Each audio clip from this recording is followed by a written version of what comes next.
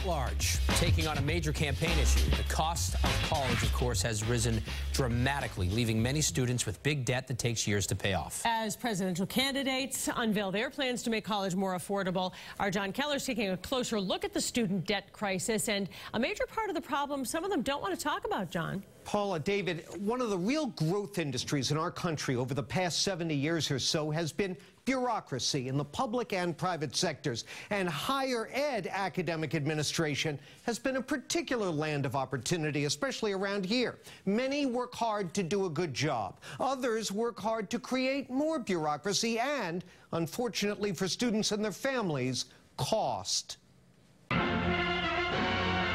It started after World War II, when the GI Bill turned a rich person's perk into everyone's option.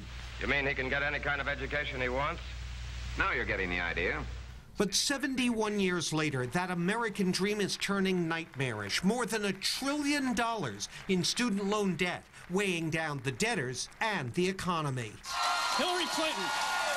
Candidate Clinton's new plan is in line with party policy. More student subsidies paid for by higher taxes on the rich. But she says little about a problem other top Democrats have started to acknowledge.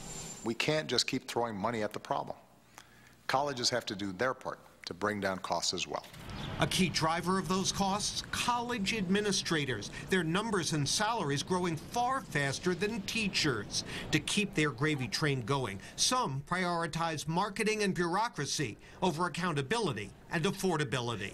And here he calls on the registrar who... For the GIs, tuition was taken care of. Those days are gone. And even our senior senator, whose ideas the Clinton plan is based on, is talking tougher about why. Taxpayers invest about $164 billion a year in colleges.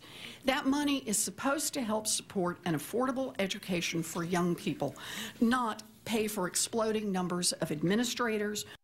Senator Warren, a former academic herself, had been lukewarm toward college accountability measures proposed by the president, but she seems to be warming to the topic now. And in that same speech, she noted signs of bipartisan support for debt reform if everyone, including academia, puts some, quote, skin in the game. But I'm telling you, there's big business in higher ed. They've got an effective lobby.